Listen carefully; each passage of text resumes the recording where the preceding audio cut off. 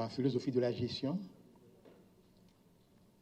c'est une philosophie basée sur l'inclusivité, basée sur la participation de tout un chacun, basée sur le vrai, sur le direct, non pas sur le faux, sur l'indirect. Je prends plaisir à la partager avec amis, adversaires, camarades, voisins, frères, tout un chacun. Car c'est au nom de cette inclusivité, au nom de cette participation, que nous sommes capables de résoudre les grands défis, les grands problèmes auxquels fait face la famille haïtienne. Pour famille avancer, il faut qu'il y ait des sacrifices de part et d'autre. Il faut les dirigeants, nous autres, qui avons le privilège d'être de ceux qui dirigent, qui participent à la gestion de cette nation si orgueilleuse, si fière, si triste à ses heures. Il faut que nous apprenions que si frères nous, c'est nos familles qui la vivent. Je parle là, moi, faire référence à façon, à la problématique que vit mon pays, ce pays que j'adore, ce pays qui est mien, le seul pays qui est mien. Je regarde sa comédie, sa tragédie. Parfois, ça me fait pleurer. Rarement, ça me fait rire. Donc, si nous ne pas connaissons que pour nous mettre tête ensemble, pour nous faire face à des défis difficiles, ça, il n'y aura plus que des pleurs qui vont venir. Je ne vous parle pas en tant que vieux, non en tant que magicien des rêves perdus, des illusions, mais on est en train d'assister à quelque chose qui mérite d'être. On t'a dit, ou regarder avec des yeux d'adulte. Heureusement, Haïti, son famille. Nos familles ont toujours joué dans le monde. On tonton, on sœur, on grande, et on voisinage. Parce que le voisin, il est aussi de la famille. Le bon voisin, le vrai voisin. On est toujours capable de faire une qui peut porter mot de conseil là. À ce carrefour difficile de la destinée de ce pays que j'aime, qui me prêt à sacrifier toute bagaille pour lui. Je pense que nous faisons pour nous faire bac, pour nous camper, pour nous. Il faut que nous vivions ensemble, vraiment. Il a été une année difficile pour tout le pays. Qui a mon tête nous menti. À un niveau ou à un autre, parce que tout le monde le soutient chez nous. Heureusement, à la DNL, en dépit des faiblesses des uns et des autres, on a une équipe responsable. En dépit des faiblesses des uns et des autres. Donc, je vais encourager nous, malgré tout mauvais moment que nous avons passé, dans l'année, problème kidnapping, problème de mort, problème petit pas à l'école, problème pas touché, les 1001 problèmes auxquels vous avez eu à faire face. Vous avez su les surmonter dans la dignité. Et c'est l'essentiel. Chaque 23 juin, on fête la journée mondiale de la fonction publique. Nous avons pour thème une fonction publique en transformation, plus attractive et plus ouverte au service de l'efficacité de l'administration. Alors, suivant une résolution adoptée par l'Assemblée générale des Nations unies en 2003, la date du 23 juin a été consacrée Journée mondiale de la fonction publique. Chaque année, les États membres de l'ONU célèbrent cette journée à travers des événements spéciaux pour souligner la contribution des fonctionnaires. Cette journée a pour but aussi de souligner la contribution de la fonction publique au service de l'intérêt général, de mettre en valeur le travail des fonctionnaires et d'encourager les jeunes à faire carrière dans la fonction publique. En effet, dans le souci d'une fonction publique efficace, d'une part, par son professionnalisme et réellement au service des populations, d'autre part, par son rôle, le gouvernement haïtien poursuit l'engagement dans son programme de modernisation de l'État à rénover la fonction publique, suivant l'axe 3 du pilier 1 de ce programme.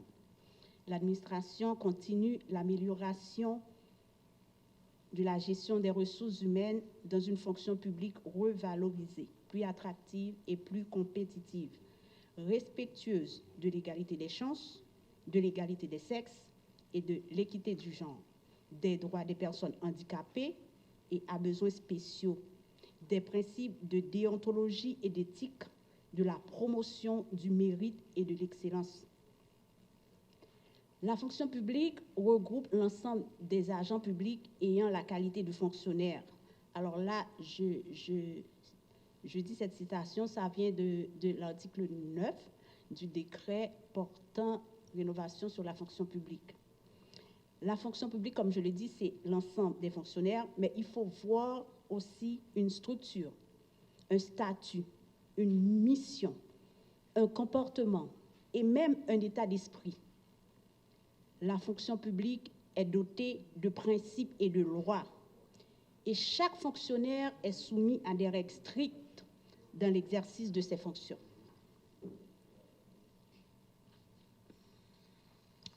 Comme tout citoyen, le fonctionnaire dispose des droits fondamentaux constitutionnels, par exemple la liberté d'opinion et d'expression garantie par des textes fondamentaux. Cependant, déontologie et éthique vont avoir pour conséquence d'en réduire ou encadrer l'exercice au nom d'exigences liées à la qualité du service public, à sa neutralité, à l'impartialité, à l'égalité des citoyens et aux qualités que l'on attend d'un serviteur de l'État ou d'une collectivité publique.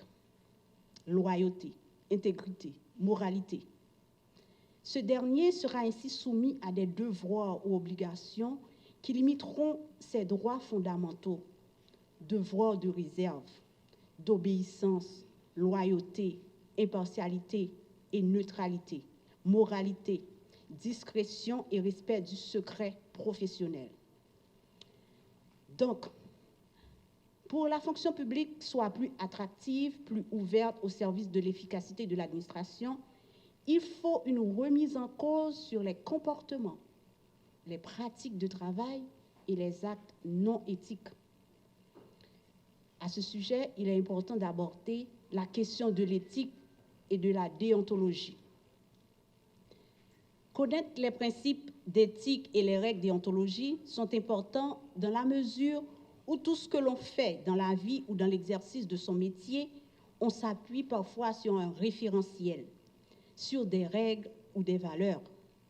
Aussi, la compréhension et l'application de ces principes permettent à l'agent public de bien remplir sa mission en intégrant ces normes dans leur pratique de travail au quotidien. Les agents de la fonction publique sont soumis à une série de règles et de normes dont on va en prendre connaissance ou bien de les revoir. Alors, je ne vais pas citer plusieurs articles, mais je vais en citer quelques-uns qui sont importants pour les agents publics de la fonction publique. Alors, les deux qui nous concernent le plus, c'est le décret du 17 mai 2005 portant révision du statut général de la fonction publique et l'arrêté du 11 avril 2013 définissant la règle déontologie applicable aux agents de la fonction publique. On va lire quand même l'article 12 de la loi du 19 septembre 1982 relative au statut général des fonctionnaires. L'agent de la fonction publique est astreint. Alors, je lis l'article 12, parce que là, comme c'est une courte présentation, on va essayer de lire quelques articles pour vous rappeler ce qu'il en est de l'agent public, de ses droits et de ses obligations.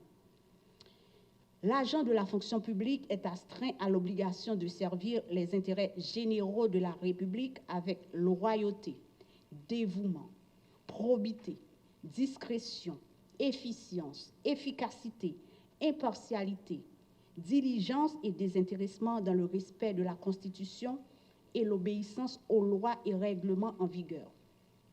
Il doit consacrer au service de l'administration la totalité des heures réglementaires d'activité. En contrepartie, l'agent de la fonction publique a droit, entre autres garanties, au maintien en service, à une juste rémunération, à la sécurité sociale et à la pension de retraite en fin de carrière. De jour en jour, nous sommes à avoir des comportements éthiques des agents publics. Je parle de vous, les fonctionnaires. L'éthique doit être comprise pour nous comme l'ensemble des règles de conduite que doit observer chaque agent public. Dans l'arrêté du 11 avril 2013 définissant la règle de déontologie applicable aux agents de la fonction publique, l'article 4 stipule « L'éthique professionnelle fait appel à des valeurs qui supposent le culte de l'honneur, le sens de la discipline, l'engagement personnel au service du bien commun. »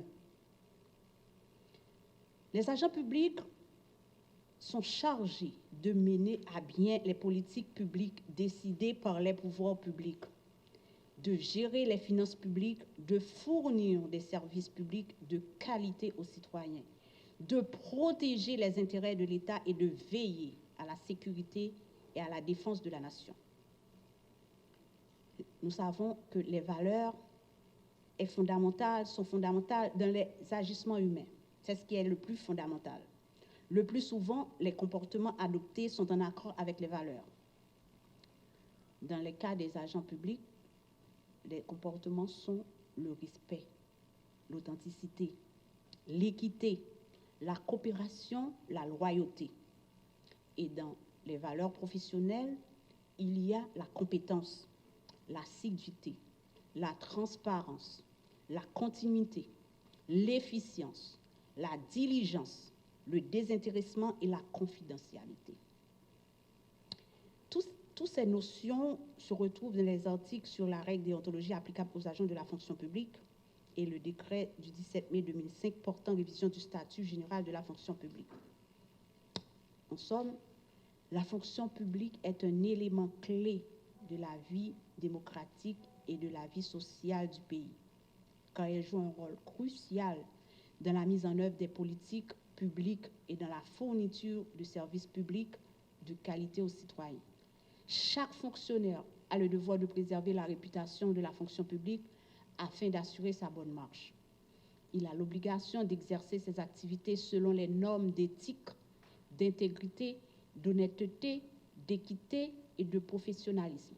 Cette distinction n'est pas la mienne, mais c'est une récompense octroyée à une équipe infatigable pour ses multiples activités réalisées au sein du CLAC de Trou-du-Nord de l'année en cours, qui se font représenter par professeur histoire, Maître Jonas Fleuridor.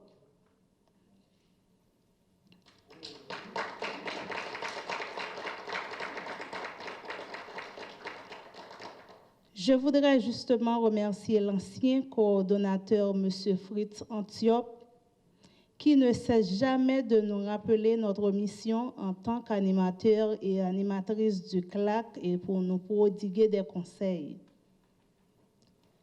Je dois aussi remercier et saluer mon ancien collègue animateur Harry Joseph, qui, par ses ouvertures et sa compétence, a fait de moi un produit valable. Avant de partir, il m'avait demandé de travailler corps et âme afin de faire briller toujours le flambeau du CLAC de Trou-du-Nord. Ce n'est pas une tâche facile, mais on se battait, on se bat, on a redoublé d'efforts pour obtenir ce résultat. Cela me donne encore plus de courage pour le chemin qui reste à parcourir, aussi bien dans la vie professionnelle que personnelle.